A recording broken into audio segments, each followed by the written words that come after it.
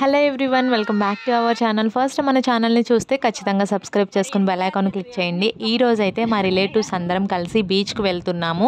And మేము మచిలీపట్నం బీచ్కి entrance అవ్వంగానే మాకైతే ఒక న్యూ వైబ్ కనిపించింది. అవి ఏంటంటే కోకోనట్ ట్రీస్ అనేవి పెట్టారంట రీసెంట్గా. చాలా బాగుంది చూడడానికి. ఒక గోవా బీచ్, వైజాగ్ బీచ్, ఒక Bandar beach.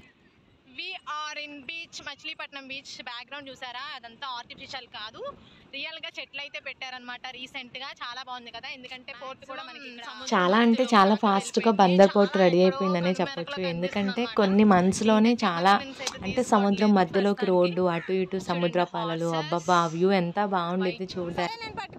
Present allow చేయట్లేదంటే, allow చేస్తే మేము కూడా వెళ్దాం అనుకున్నాము, బట్ అలౌ లేదు, కన్స్ట్రక్షన్ జరుగుతుందని చెప్పారు.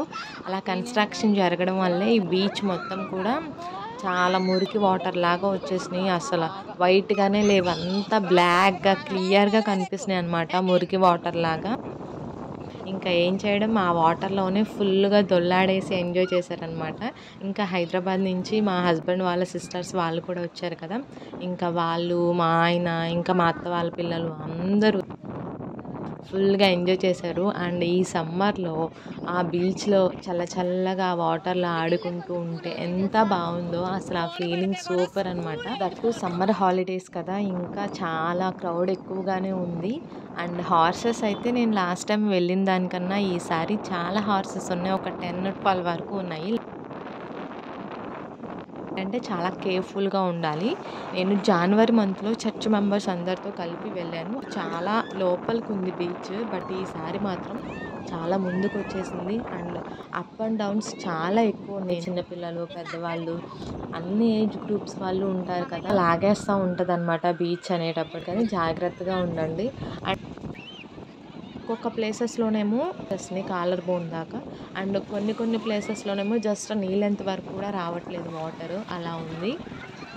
సో ఎనీవేస్ మన కేర్ఫుల్గా ఉంటే మనకే మంచిది. సో ఎలా పడితే అలా వెళ్ళిపోకుండా చాలా జాగ్రత్తగా వెళ్ళండి. వాళ్ళు చూడండి ఇక్కడ ఆడుతున్నారు.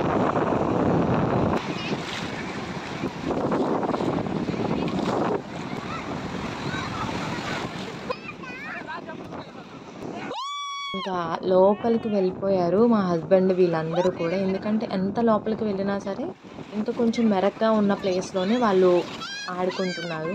ఇంకా నేను చాలాసేపు వాళ్ళతో ఉండి తర్వాత మళ్ళీ వెనక్కి వచ్చి ఫోన్ తీసుకెళ్ళి క్యాప్చర్ చేద్దాంలే, ఈ మూమెంట్స్ అన్నీ గుర్తుగా ఉంటాయి అని చెప్పి వెనక్కి వచ్చి ఫోన్ తీసుకెళ్తున్నాను. నాకైతే చాలా భయం వేసింది మధ్యలోకి ఫోన్ తీసుకెళ్ళడం. అంటే జస్ట్ అదుపు తప్పిన ఫోన్ పడిపోయేది, ఇంకా పనికిరాదు కదా, ఇది పెద్ద సాహసం అని చెప్పొచ్చు. అందుకనే స్కార్ఫ్ కూడా తీసుకెళ్ళాను అనమాట. జస్ట్ వాటర్ పడంగానే ఇంకా అలా క్లీన్ చేద్దాంలే అని చెప్పి. ఎందుకంటే మా బట్టలు మొత్తం అన్నీ ఫుల్గా మేము తడిచిపోయాము. అండ్ ఫైనల్లీ సముద్రం మధ్యలో ఫోన్ తీసుకెళ్ళాను. మ్యాక్సిమం డీప్ దాకా వెళ్ళామన్నమాట. ఫోన్ తీసుకెళ్ళి వీడియో అనేది నేను తీశాను. నాకే చాలా బాగా అనిపించింది అండ్ చాలా భయం కూడా వేసింది. ఎందుకంటే చాలా కేర్ఫుల్గా గట్టిగా పట్టుకున్నాను వీడియో. అండ్ కాసేపు ఆగిన తర్వాత మా హస్బెండ్కి ఇచ్చేసి ఇంకా నన్ను కూడా తీయమని చెప్పాను. అండ్ అలలు చూసారా ఎంత బాగా వస్తున్నాయో. అండ్ అవన్నీ మురికి నీళ్ళే అనమాట. మేమైతే బీచ్లో చాలా ఫుల్గా ఎంజాయ్ చేసేసాము. అండ్ ఈ సన్సెట్ని ఎంజాయ్ చేస్తూ వాటర్లో చాలా బాగుంది. అండ్ కొన్ని ప్లేసెస్లో హాట్గా ఉన్నాయి వాటర్, కొంచెం లోపలికి వెళ్ళే కొద్దికి చాలా కూల్గా ఉన్నాయి, చాలా బాగుంది. సమ్మర్లో బీచ్ వైబ్స్ని మీరు కూడా ఫుల్గా ఎంజాయ్ చేయాలనుకుంటే 3కి అలా స్టార్ట్ అవ్వండి. ఎందుకంటే చాలా వేడిగా ఉంటుంది అండ్ ఎండ కూడా ఎక్కువ ఉంటుంది కదా. అండ్ ఇంకా చాలా బాగుంటుంది అనమాట ఈ టైంలో బీచ్ అనేది. అంటే కూల్గా, అంటే సన్సెట్ కూడా కొంచెం తగ్గుతూ ఉండేది కదా, బాగుంటుంది, ఎంజాయ్ చేయవచ్చు.